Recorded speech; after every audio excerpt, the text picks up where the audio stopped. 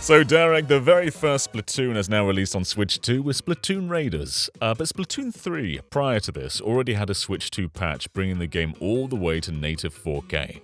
So, Splatoon 3 was already very smooth looking, ran at 60 FPS everywhere with that update. So, bringing Raiders along, on the face of it, it doesn't look that different. It kind of looks like Splatoon 3 with a lot of reused assets. So I thought, well, let's put them side by side to see if it really is just more Splatoon 3. And in these very first shots, when you're looking at the character models, it's a little tricky to see major advancements. I have noted that looking at the ear on these characters, there's some visible polygons on the ear in Splatoon 3. Less visible in Splatoon Raiders, but we're getting very minor with that kind of thing.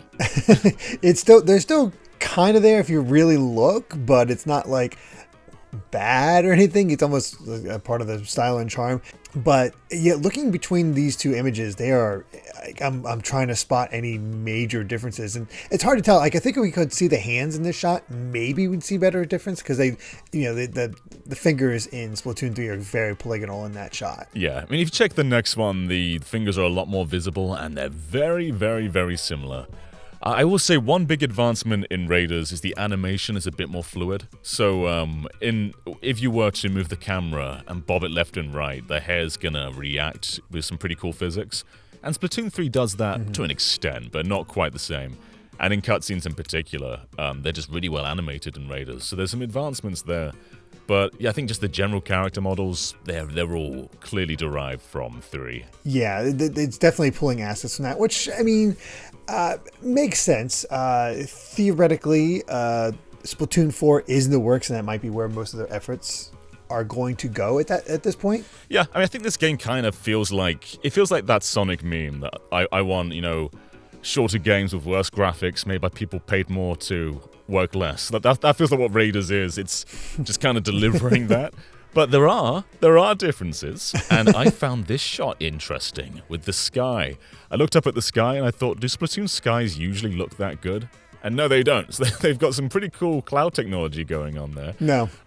Again, minor, very minor, but I looked up at that sky and thought, that's a nice looking sky. And the sky was not that nice looking in 3. No, that's a fluffy cloud for sure. So I at least you have a nice skybox, I suppose. And considering you're much more out in the open in this game, you're going to be potentially having a chance to look around. I think it makes sense to upgrade that skybox a bit.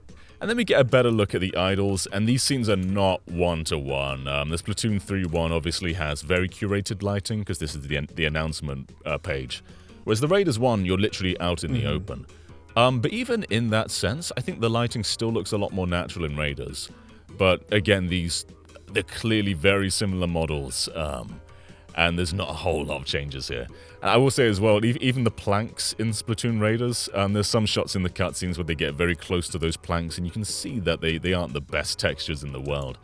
But I think the real advancements in Raiders is just putting a lot more salmonoids on screen, larger salmonoids. It's just like, how much can you pack on rather than how much can we advance from 3. I don't know if it's likely intentional, but you're not in a dome this time, so you're actually seeing the natural world. And to see that difference between Splatoon 3 and this, that's kind of cool from a technical, not a technical, but artistic standpoint. Yeah. Also in terms of scope, I think Splatoon probably had a map size limit because there were never very large areas in 1, 2, and 3. And Raiders already, I've only played a little bit so far, but it already feels larger scope than what the other games were doing. But here's where the more interesting comparisons come in. So we've got a shot of the water here.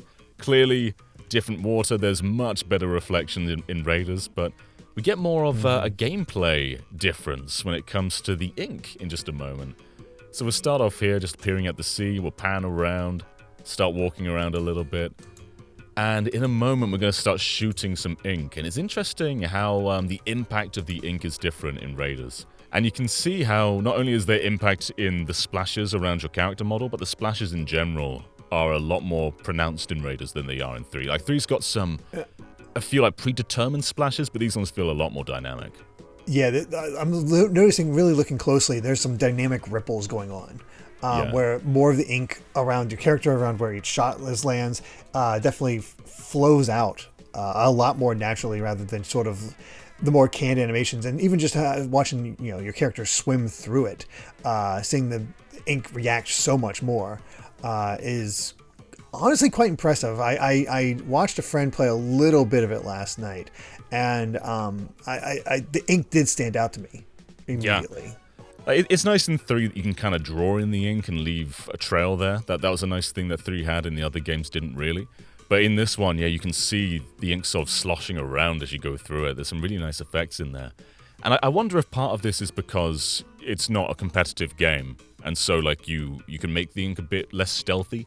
Because of course you're meant to hide in the ink in multiplayer in Splatoon 3. So it might just be a gameplay thing. But it is really nice seeing the ink move around that much. Yeah, I think it just makes it seem a lot more. I guess it continues the naturalistic theme of it all. Yeah. Of you're being out in the wild, stuck in the wild this time. So it is rather interesting, and it also doesn't draw the attention away. Like once you're in the action, I'm hardly focusing on the ink. Like I'm watching the Staminids come in, and they definitely, at least based on the comparison, they're sending out some big guys pretty quickly for you to deal with, and there's a lot more of them on screen. And I believe their character models have a little bit more detail than typical for the Salmonids. And we can pause and look. It's hard to tell in the midst of the action, so does it matter that much? Probably not. But yeah, there's a little bit more detail on them.